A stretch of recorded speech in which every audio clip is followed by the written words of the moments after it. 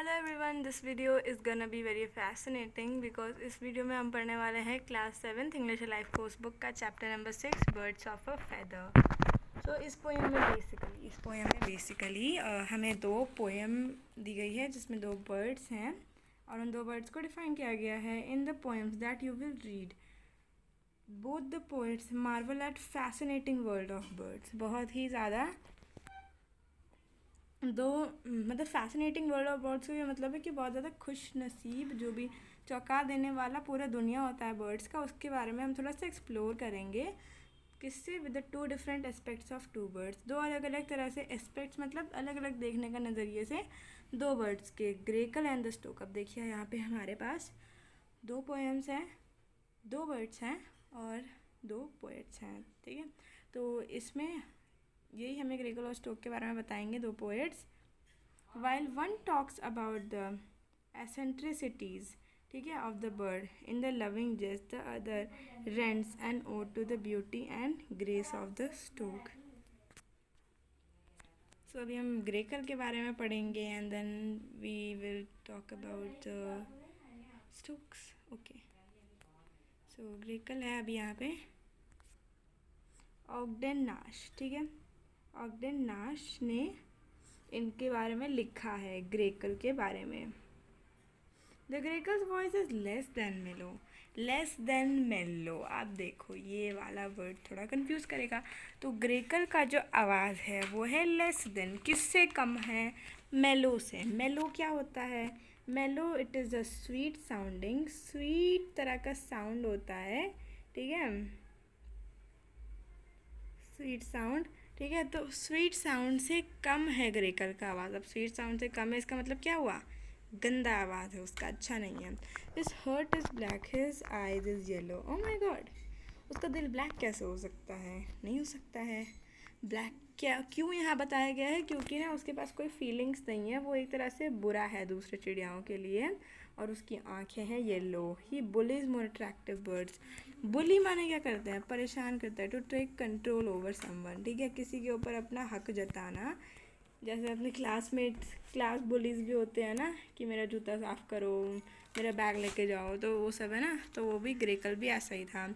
With hoodlum deeds and vulgar words. With hoodlum deeds का क्या मतलब होता है? हुडलम मतलब बैडली बिहेव, ओके। डीड्स मतलब एक्टिविटीज़, हुडलम मतलब बुरी तरह से जो बिहेव करने वाले एक्टिविटीज़ होते हैं ना। और वल्जर, वल्जर मतलब बैड वर्ड्स एक तरह से, ठीक है। तो वे अपने बुरी एक्टिविटीज़, अपने गंदे कामों से और अपने गंदी आवाज़ से दूसरों को परेशान करता है। एंड अगर कोई ह्यूमन बीइंग इंटरफेयर करता है उनके बीच, and should a human being interfere, अगर किसी ने इंटरफेयर किया, attacks the man in the rear. Attacks the man in the rear मतलब पीछे से उस पर हमला कर देता है, इन द रेयर पीछे से हमला कर देता है। I can not help but deem the ग्रेकल।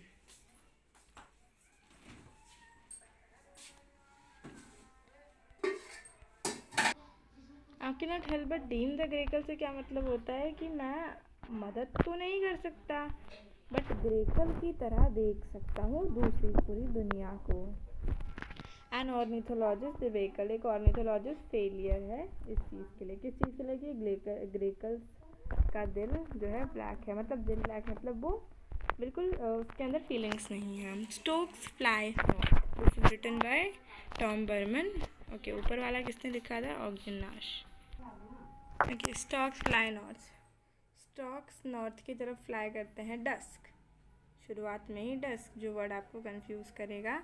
Dusk माने थोड़ा सुबह का समय और उसका अपोजिट होता है डॉन यानी कि शाम। ओके, सो डस्क अ स्टोक स्पेकल्ड स्काई। सो डस्क के समय पूरा जो स्टोक होते हैं ना वो आसमान को घेर लेते हैं। Storks are flying to north land. Storks कहाँ उड़ रहे हैं? नॉर्थ लैंड की तरफ। As their generations have thought them, उनके जो जनरेशन थे, दादा परदादा पूरे समय के जितने भी स्टोक्स थे वो नॉर्थ की तरफ उड़ते थे। तो अब हमारे पूर्वज यही करते हैं, तो हम अपनी प्रथा चलाते आ रहे हैं ना, जस्ट लाइक दैट। तो इसीलिए ये स्टोक्स भी नॉर्थ लैंड के लिए तरफ फ्लाई करते हैं, because their generations have thought them to do so. They are flying to the northlands where hope and wait. Now what is this paragraph? I don't understand, right? कि इसमें क्या लिखा है कि जो भी स्ट्रोक्स हैं ये नॉर्थ लैंड को फ्लाई कर रहे हैं, ये तो हमें पता ही है क्योंकि उनके जनरेशन में ऐसा सिखाया है, जहाँ पे होप और नेस्ट, जहाँ पे कुछ थोड़ी बहुत होप है कि अभी हमारे वापस आएंगे, जो हर साल चले जाते हैं हर साल आते हैं, आज वो फिर वापस आएंगे वो स्टोक्स और अपने नेस्ट में आएंगे, तो नेस्ट भी उनका बहुत ही सूना सूना हो जाता है, तो वो बहुत वेट करते हैं नेस्ट भी। Light fades as silk to the evening, light धीरे धीरे सिल्क कलर, धीरे धीरे इवनिंग होती जाती है, ठीक है। Smoothly gliders homing to darkling wood, smoothly gliders मतलब ये एकदम ग्लाइडर्स की तरह उड़ते हैं, ये तो एकदम स्विंग, ये ऊपर नीचे नहीं करते अपने पंखों से, ये सीधा ग्लाइड करते हैं, स्ट्रेट उड़ते हैं ये। होमिंग टू डार्कलिंग वुड्स, कहाँ जाते हैं ये लोग? डार्कलिंग वुड्स, मतलब डार्कलिंग क्या है? It is introduce by darkness, ठीक है। तो डार्कलिंग वुड्स मतलब घने लकड़ियों के बीचों बीच इनका नेस्ट रहता है, तो वहीं पे ये अपना होमिंग करते हैं, घर बनाते हैं। There secret sleeps with the stroke, जहाँ पे बहुत सारे सीक्रेट्स है डार्कलिंग वुड में, हमें भी नहीं पता है, ठीक है, और वो स्ट्रोक के साथ वहाँ सो जाते हैं। So this was all about our chapter 6 birds of a feather, ठीक है।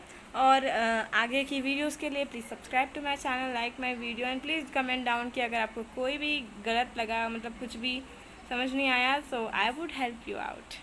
Bye bye.